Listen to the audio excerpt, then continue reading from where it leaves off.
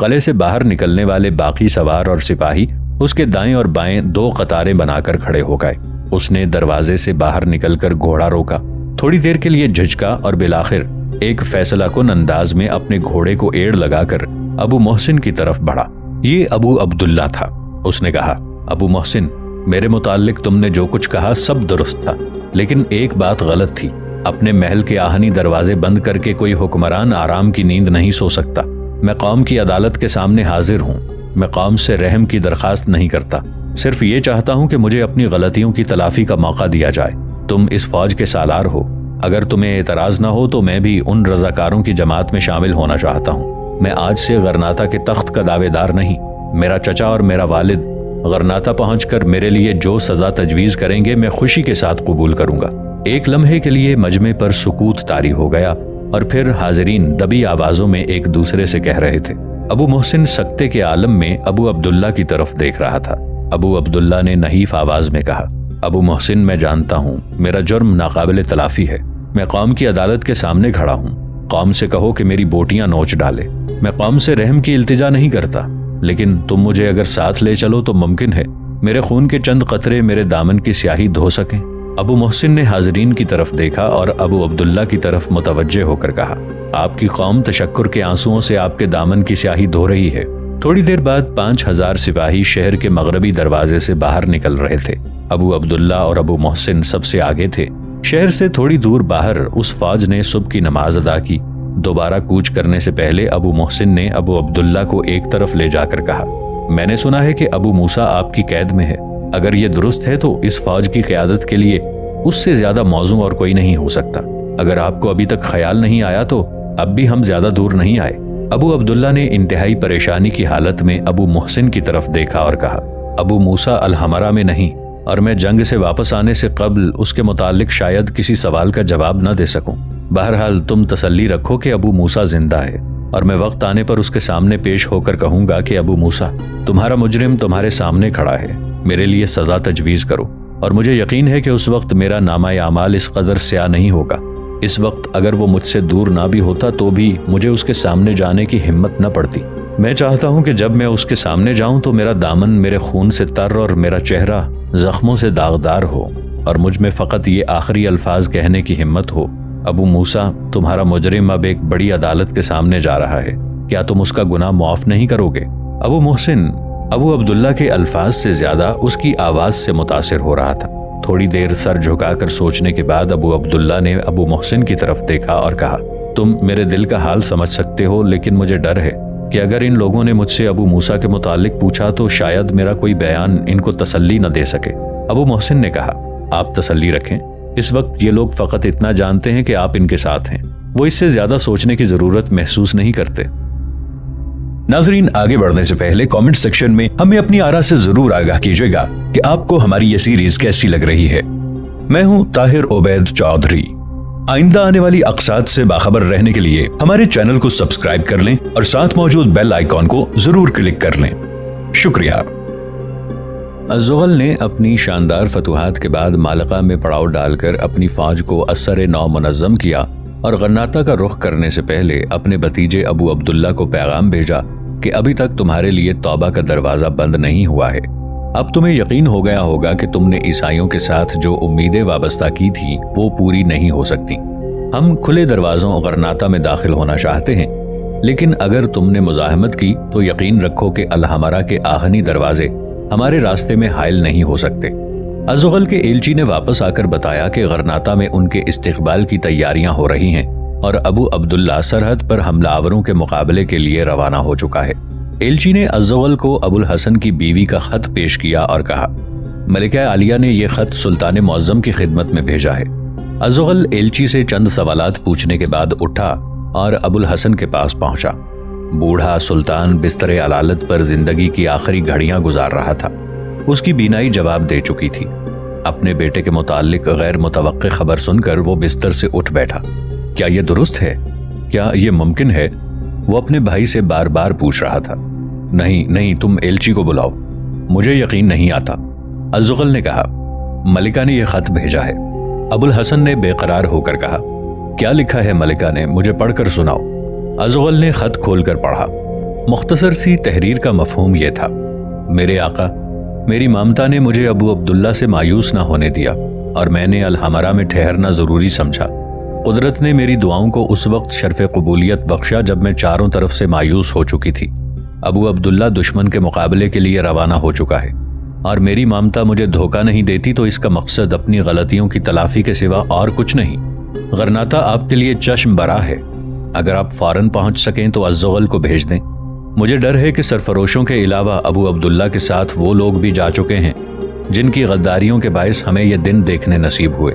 منافقین کا یہ گروہ آخری وقت تک ابو عبداللہ کو بہکانے کی کوشش کرے گا، اس لیے ابو عبداللہ کی آمد سے قبل غرناطہ پر قبضہ کر لینا ضروری ہے۔ اگلی صبح الزغل نے فوج کو کوچ کی تیاری کا حکم دیا۔ بدر بن مغیرہ اور اس کے جانباز سپاہی عیسائیوں کو شکست دینے کے بعد انہیں شمال اور مشرق کی سرحدوں سے دور رکھنے کے لیے عقابوں کے مسکن میں پہنچ چکے تھے۔ بشیر بن حسن کو ابو الحسن کے علاج کے لیے مالقہ ٹھہرنا پڑا۔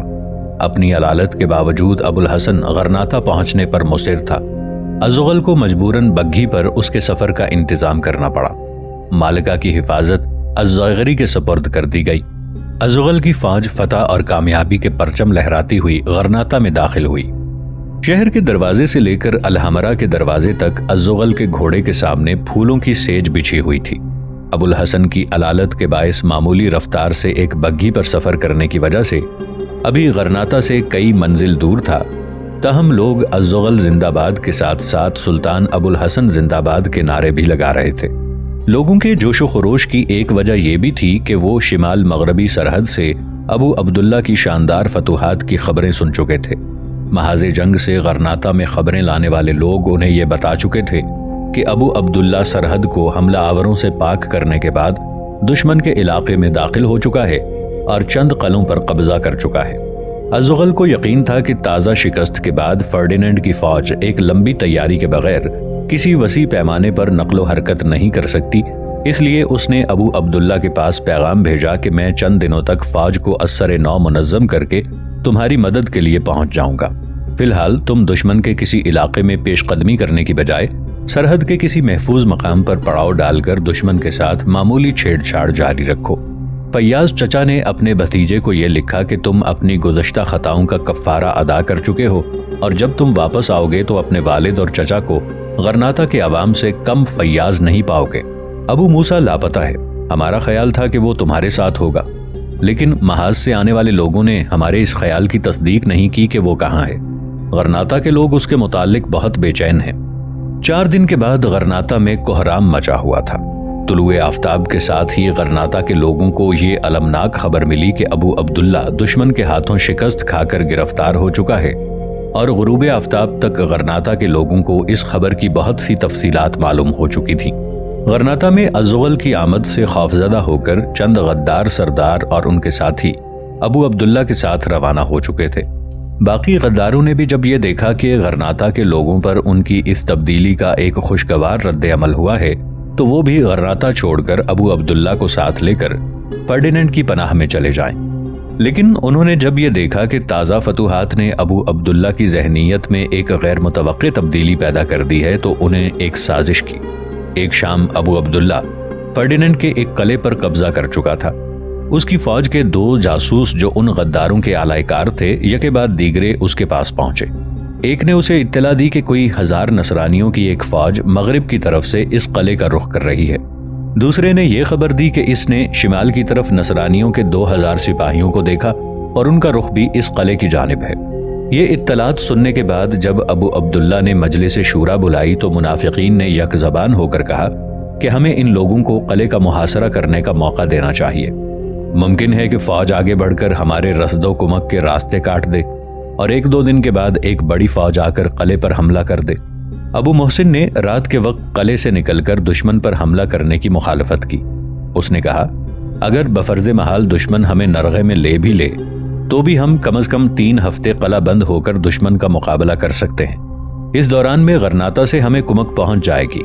لیکن غداروں نے عبداللہ کے جذبات کو اکسایا اور اس نے رات ہوتے ہی فوج کو تیاری کا حکم دیا۔ فوج کو 2 حصوں میں تقسیم کر دیا گیا۔ ایک حصہ ابو محسن کی قیادت میں مغرب کی طرف روانہ ہوا اور دوسرا ابو عبداللہ کی قیادت میں شمال کی طرف چل پڑا۔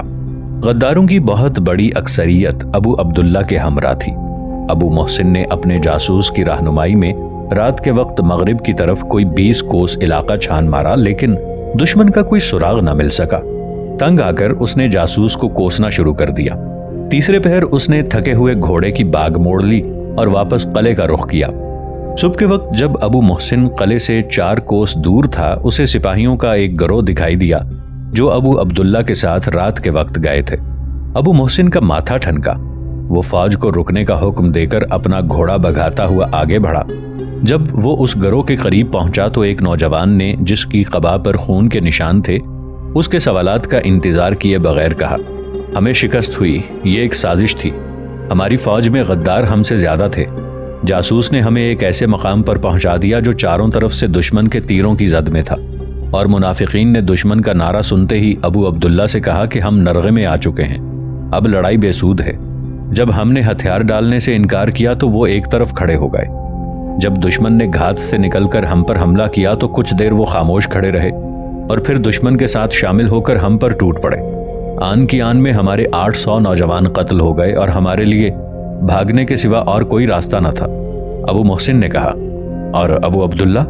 نوجوان نے جواب دیا، لڑائی کے وقت وہ ہمارے ساتھ تھا، چند آدمیوں نے اسے گھوڑے سے گرتے ہوئے دیکھا تھا، میرا خیال ہے اسے گرفتار کر لیا گیا ہے، یہ ایک سازش تھی، کاش ہمیں معلوم ہوتا کہ ہمارے ساتھ منافقین کی اتنی بڑی تعداد شامل ہو چکی ہے۔ ابو محسن نے کہا، ہمیں بھی دھوکہ دیا گیا، ٹھہرو میں اس جاسوس سے پوچھتا ہوں۔ ابو محسن نے فوج کے قریب واپس پہنچ کر ادھر ادھر دیکھنے کے بعد پوچھا، وہ جاسوس کہاں گیا؟ سپاہیوں نے ادھر ادھر دیکھنے اور ایک دوسرے سے سوال کرنے کے بعد جواب دیا، اسے صبح کی نماز کے بعد کسی نے نہیں دیکھا۔ ابو محسن نے مایوس ہو کر کہا، اب ہمارے لیے اپنی سرحد کا رخ کرنے کے سوا کوئی چارہ نہیں۔ فوج کی شکست اور ابو عبداللہ کے لاپتہ ہو جانے کی خبر ابو الحسن کی زندگی کے ٹمٹماتے ہوئے چراغ کے لیے ہوا کا جھونکا ثابت ہوئی۔ غرناطہ پر ایک بار پھر ادبار کے بادل چھا گئے۔ اگلے دن ایک دردمند نے ابو الحسن کا جنازہ دیکھ کر کہا، غرناطہ کے آسمان نے کئی بادشاہوں اور کئی شہنشاہوں کے جنازے دیکھے ہیں، لیکن اس مجاہد کی لحد میں غرناطہ کے مستقبل کی ہزاروں امیدیں بھی سو جائیں گی۔ ان واقعات کے بعد اندلس میں ہلال و صلیب کی جنگ کچھ عرصے کے لیے سرد پڑ گئی۔ ربیع الثانی 890 ہجری میں فرڈیننڈ نے ایک لشکر جرار کے ساتھ صوبہ مالقہ پر یورش کر دی۔ اس کی پیش قدمی اس قدر اچانک تھی کہ الزغل اپنی پوری قوت مدافعت بروئے کار نہ لا سکا۔ تاہم بقوان اور رندہ کے قلعوں پر قبضہ کرنے کی کوشش میں عیسائیوں کو بھاری نقصانات اٹھانا پڑے اور انہیں آگے بڑھنے کی ہمت نہ ہوئی۔ فرڈیننڈ کی فوج پسپا ہوتے ہوئے سرحد کے اہم قلعے مسینل پر حملہ کیا، لیکن انہیں ناکامی ہوئی۔ الزغل نے دشمن کو شکست دینے کے بعد جوابی حملہ کیا اور ان کے بہت سے ساز و سامان پر قبضہ کر لیا۔ الزغل کو اس بات کا احساس تھا کہ جب تک وہ خود فرڈیننڈ کی مملکت میں داخل ہو کر اسے ایک فیصلہ کن شکست نہیں دیتا، عیسائیوں کے حملے جاری رہیں گے۔ لیکن ایک بڑی جنگ کی تیاری کے لیے وقت کی ضرورت تھی۔ جنوب مشرقی اور شمال مشرق کی سرحدوں پر سرحدی عقاب کا پہرا تھا اور اس طرف سے اسے پوری تسلی تھی۔ جنوب میں مالقہ کی حفاظت کے لیے الزیغری جیسا تجربے کار جرنیل موجود تھا۔ ایک بڑی مہم کے لیے تمام وسائل بروئے کار لانے کے لیے الزغل کا مرکز میں رہنا ضروری تھا۔ اس لیے شمال مغربی سرحد کی حفاظت کے لیے ابو محسن کو منتخب کیا اور خود غرناطہ پہنچ کر تیاریوں میں مصروف ہو گیا۔ ابو عبداللہ دشمن کے قیدی کی حیثیت میں قسطلہ پہنچا۔ اسے یقین تھا کہ فرڈیننڈ اس کے لیے بدترین سزا تجویز کرے گا، لیکن جب پہرے دار اسے محل کے سامنے لائے تو فرڈیننڈ، اس کا ولی عہد اور امرائے سلطنت محل کے دروازے پر کھڑے تھے۔ فرڈیننڈ نے چند قدم آگے بڑھ کر ابو عبداللہ کی طرف اپنا ہاتھ بڑھایا۔ ابو عبداللہ نے اضطراری حالت میں اس کے ہاتھ میں ہاتھ دے دیا۔ فرڈیننڈ نے اپنے امراء کی طرف دیکھا اور کہا، تم کیا دیکھ رہے ہو؟ غرناطہ کے بادشاہ کی تعظیم کرو، یہ ہمارے مہمان ہیں۔ اور امراء نے ابو عبداللہ کی تعظیم میں سر جھکا دیے۔ فرڈیننڈ ابو عبداللہ کی بغل میں اپنا ہاتھ دیے محل کے اندر داخل ہوا۔ ملاقات کے کمرے کے دروازے کے سامنے چند خواتین کے درمیان ملکہ ایزابیلا کھڑی تھی۔ فرڈیننڈ نے اس کے قریب پہنچ کر کہا، ملکہ، یہ میرا وہ بیٹا ہے جسے دیکھنے کے لیے تم مدت سے بے قرار تھی۔ ابو عبداللہ کا چہرہ ابھی تک یہ ظاہر کر رہا ہے کہ یہ اپنے آپ کو ہمارا قیدی سمجھتا ہے۔ تم اسے یقین دلاؤ کہ یہ ہمارا مہمان ہے جس کا راستہ ہم ایک مدت سے دیکھ رہے تھے۔ ملکہ ایزابیلا نے کہا، हमारे सिपाहियों ने इन्हें रास्ते में तकलीफ तो नहीं दी? फर्डिनेंड ने जवाब दिया, हमारी तरफ से उन्हें हिदायत थी कि हमारे दोस्त का बाल बेका ना हो, लेकिन अगर हमें पता चला कि रास्ते में इन्हें कोई तकलीफ हुई है तो हम उन्हें बदतरीन सजा देंगे। उमरा दरवाजे से कुछ दूर खड़े रहे और फर्डिनेंड, अजाबेला और वलीअहद अबू अब्दुल्ला के साथ कमरे में दाखिल हुए। जब वो चारों एक निस्फ दायरे में कुर्सियों पर बैठ गए तो फर्डिनेंड ने कहा, आपके तमाम साथियों को शाही मेहमान खाने में जगह दी गई है और आपके लिए हमने अपने महल के बेहतरीन कमरे मुंतखब किए हैं। अबू अब्दुल्ला ने बेताब सा होकर कहा, ऐसी दिल लगी शायद फर्डिनेंड की शान के शायान ना हो। मैं अपनी सजा का हुक्म सुनने के लिए तैयार हूं। फर्डिनेंड ने कहा, हम एक बार दोस्ती का हाथ बढ़ाकर वापस नहीं खींचा करते और हम ये भी जानते हैं कि आपने जो कुछ किया मजबूरी की हालत में किया। हमारी बात पर यकीन कीजिए कि आपके इलाके पर हमारे सिपाहियों का हमला हमारे अहकाम की खिलाफ वर्जी थी। वो अपनी शिकस्त से बौखलाए हुए थे और आप ये समझते होंगे कि हमने आपके साथ बेदहदी की। इस सूरत में आप उनके साथ लड़ने बल्कि एक इंतकामी जज्बे के मातहत हमारे इलाके पर हमला करने में हक बजानिब थे। हमें अगर कोई अफसोस है तो इस बात का है कि हमारे चंद बेवकूफ़ आदमियों की अफसोसनाक हरकत ने हमारे उस हलीफ को हमसे बदजन कर दिया जिसे हम अपना बेटा समझते थे। हम उन लोगों के लिए बदतरीन सजाएं तजवीज़ कर चुके हैं। अबू अब्दुल्ला फटी फटी निगाहों से अपने मेज़बानों की तरफ देख रहा था। फर्डिनेंड ने कहा, आपको अभी तक हमारी बातों पर यकीन नहीं आया। शायद एक शख्स आपकी तसल्ली कर सके। फर्डिनेंड वलीअहद की तरफ मुतवज्जे हुआ। शहजादे, किसी को हुक्म दो कि अबू दाऊद को बुला लाए। अबू दाऊद? अबू अब्दुल्ला ने चौंक कर कहा। फर्डिनेंड ने जवाब दिया, हाँ, वो हमारे पास पहुंच चुका है और उसका ये मुतालबा है कि हम आपको आपकी खोई हुई सल्तनत वापस दिलाने के लिए फौरन कोई कदम उठाएं, लेकिन अब इस मकसद के लिए एक लंबी तैयारी की जरूरत है। अबू अब्दुल्ला के दिल में अबू दाऊद के मुतालिक बहुत से शकूक पैदा हो चुके थे, लेकिन एक कमजोर इंसान हर ताकतवर इंसान को अपना आखिरी सहारा फर्ज कर लेता है। अबू अब्दुल्ला ने अबू दाऊद को अपनी कश्ती का मल्लाह मुंतखब किया था। उसके रूपोश हो जाने के बाद वो अबू मोहसिन की तकरीर से मरूब हुआ और अब फिर वो जिंदगी के नए मोड़ पर खड़ा था। इस एहसास के बावजूद कि उसकी जिंदगी की तमाम तलखियां अबू दाऊद की पैदा करता थीं, अबू अब्दुल्ला को ये यकीन था कि अबू दाऊद से हम कलाम होते ही उसे जहनी कोफ्त से नजात मिल जाएगी। फर्डिनेंड की मुस्कुराहटों ने उसके दिल में वो खतरनाक अज़ाइम जिन्हें वो गरनाता से निकलते वक्त हमेशा के लिए खैरबाद कह चुका था, एक बार फिर पैदा कर दिए। वो फर्डिनेंड का आलाइकार बनने से घबराता था, लेकिन उसके साथ ही उसे यह भी एहसास था कि फर्डिनेंड की मुस्कुराहटें किसी न किसी दिन उसे फिर इन टकराती हुई राहों पर धकेल देंगी। अबू दाऊद के अल्फाज उसके ज़मीर की आवाज को दबा लेंगे। अलगरज एक कमजोर आदमी में मुनाफकत के सोए हुए जज्बात फिर बेदार हो रहे थे और वो अपने ज़मीर को लोरियां देने के लिए एक बड़े मुनाफिक के सहारे की जरूरत महसूस कर रहा था। अबू अब्दुल्ला अपने दिल में कह रहा था, मैं उस बेईमान से कहूंगा कि तुमने मुझे रुसवा किया, तुमने मुझे अपनी ही कौम का गद्दार बनाया। मैं बेवकूफ था, लेकिन अब मेरी आंखें खुल गई हैं। अब मुझे धोखा नहीं दे सकता। तुम मुझे तबाही के रास्ते की तरफ मत धकेलो। मुझे गरनाता के तख्त की जरूरत नहीं, लेकिन नहीं, शायद मैं अपने मुकद्दर के खिलाफ जंग न कर सकूं। शायद मेरी तकदीर के सितारे मेरी मर्जी के खिलाफ मुझे गरनाता ले जाएं और मैं फर्डिनेंड का आलाइकार बनने पर मजबूर हो जाऊं। नहीं नहीं, मैं अबू दाऊद से कहूंगा कि खुदा के लिए मुझ पर रहम करो, मुझे गलत रास्ते न बताओ। मैं कौम फरोशों की जमात में नाम नहीं लिखवाना चाहता, लेकिन फर्डिनेंड ने यह कहा है कि वो मुझे अपनी कौम का आज़ाद हुक्मरान देखना चाहता है। यह झूठ है। मैं अबू दाऊद से कहूंगा कि वो मेरे सामने फर्डिनेंड के झूठ को सच साबित करने की कोशिश न करे, लेकिन यह जरूरी नहीं कि मैं इन लोगों के सामने अपने जज्बात का इजहार करूं। मैं इन्हें गलत फहमियों में मुब्तला रखूंगा और यहां से मौका मिलते ही फरार हो जाऊंगा। अबू दाऊद कमरे में दाखिल हुआ और अबू अब्दुल्ला ने महसूस किया कि वो किसी भयानक ख्वाब से बेदार हुआ है। अबू अब्दुल्ला गैर इरादी तौर पर उठ खड़ा हुआ। अबू दाऊद ने मुसाफे के लिए हाथ बढ़ाया। उसके चेहरे की मुस्कुराहट अपने शागिर्द से ये कह रही थी कि मुझसे छुपकर कहाँ जाओगे बेटा, मैं तुम्हारे दिल का हाल जानता हूँ। उधर बद्र बिन मुगीरा एक पहाड़ी किले में मुकीम था। एक शाम वो किले के सहन में खड़ा अपने गिर्द जमा होने वाले सिपाहियों और अफसरों को रात के लिए हिदायत दे रहा था कि एक सरपट सवार किले के अंदर दाखिल हुआ।